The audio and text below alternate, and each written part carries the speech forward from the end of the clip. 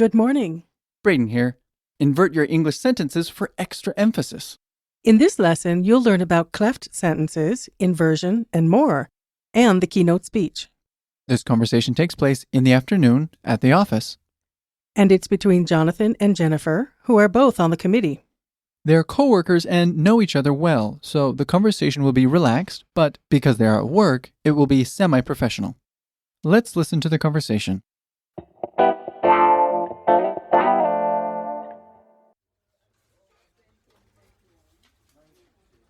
Okay, Jennifer, what we need to do is get this schedule mapped out in the next half hour. Sounds great. So the seminar is going to be for 3 days. During those 3 days, we need 3 workshops, 3 panel discussions, a keynote speaker, and someone to give the Robert Forrester lecture. And don't forget the food. They're always forgetting to reserve the food. I know. Last time it was I who reserved the banquet hall, and I wasn't even a member of the committee. Okay, so we need to set up breakfast, lunch, and dinner for all the delegates. What we also need is a snack buffet between the events. I think it was Sarah who suggested that we have something like bagels, brownies, water, juice, maybe some cheese, things like that. That's a good idea. We should propose that in the next meeting. How about you propose it? They're going to be tired of hearing me by the end of the meeting. I have a lot to report on. Sounds good. Next, we need to deal with the transportation to and from each event.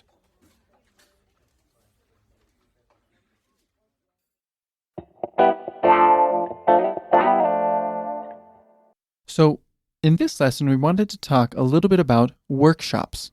The word workshop can have many meanings. During the industrial age, a workshop was a building or room within a building which provided the area and tools required for manufacture, repair, or construction of goods. Workshops were typically smaller than factories. Nowadays, the term workshop tends to be used to describe a meeting intended to create or generate plans, analysis, or train individuals or groups how to apply principles learned at other times. For example, at a seminar, there may be a speech or meeting about the principles of sales, and later on, a workshop training the individual salespersons how to apply the principles taught in the speech. Let's take a look at the vocabulary for this lesson. The first word we'll look at is Workshop. meeting where a group of people engage in discussion. Workshop. Workshop. Our second word is Panel. a small group of people brought together to discuss a particular matter. Panel. Panel. Our next word is Discussion. the act or process of talking about something.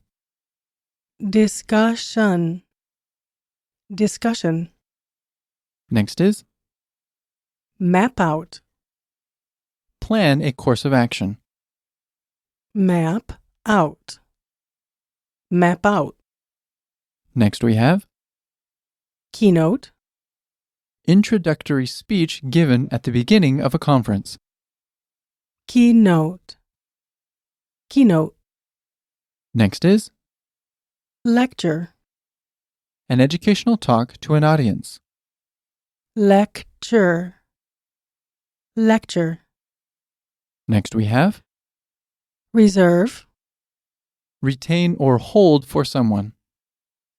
Reserve. Reserve. Our next word is Delegate. a person who represents others in a conference. Delegate. Delegate. And our last word is Transportation. process of being transported. Transportation. Transportation. Let's have a closer look at the usage for some of the words and phrases from this lesson. In the dialogue, we heard the phrase mapped out. This phrase refers to the idea of a map.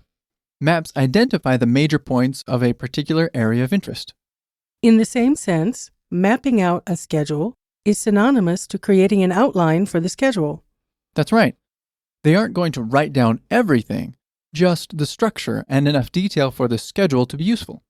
The entire phrase is to get something mapped out. This phrase can be used in any context except the very formal.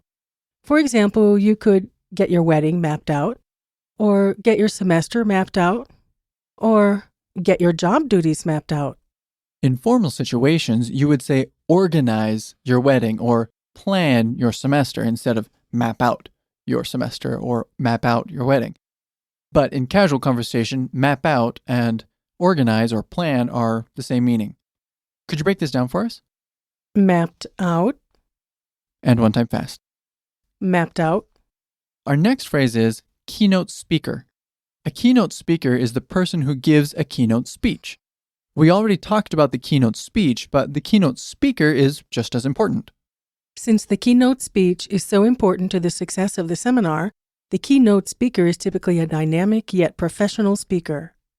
The keynote speaker is often held in high regard throughout the seminar. In many situations, the keynote speaker can become a kind of delegate leader.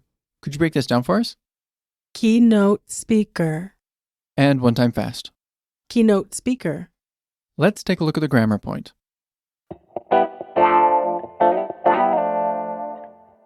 The focus of this lesson is adding emphasis in English. In the dialogue, we heard the phrase. They're always forgetting to reserve the food.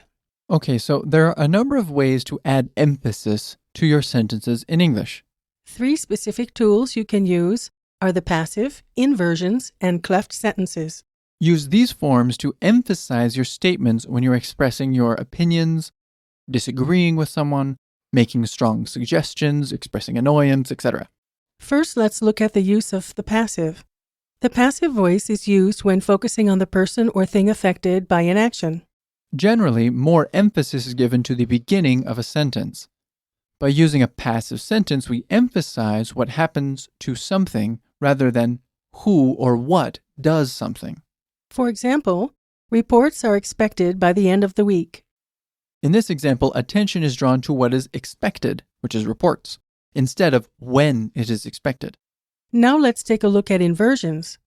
To create an inversion, invert the word order by placing a prepositional phrase or other expression at the beginning of the sentence, followed by inverted word order. Some useful prepositional phrases are at no time, suddenly into, seldom, hardly, and never. For example, hardly had I arrived at work when he started complaining, and seldom have I felt so alone. You can also use the word little in a negative sense in inversions. For example, little did she know they'd planned a surprise party for her.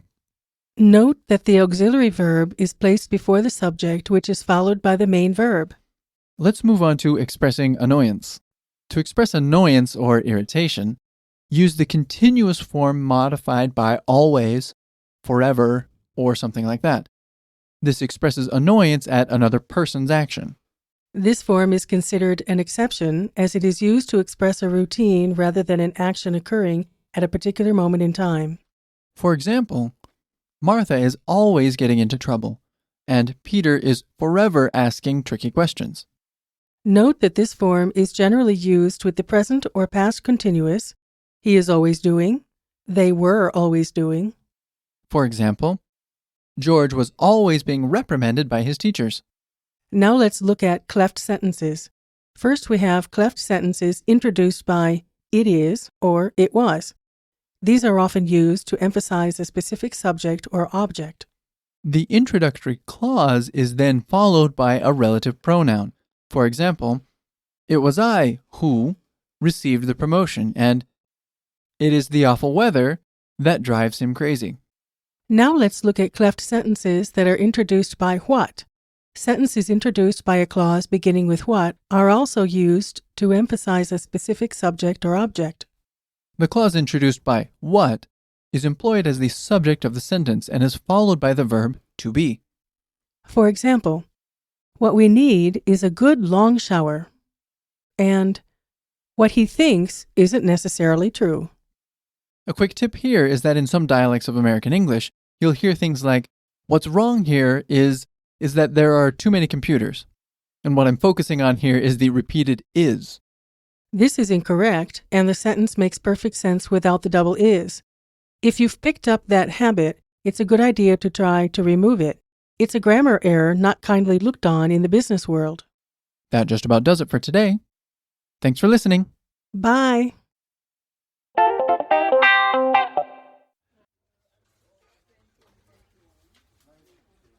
Okay, Jennifer, what we need to do is get this schedule mapped out in the next half hour.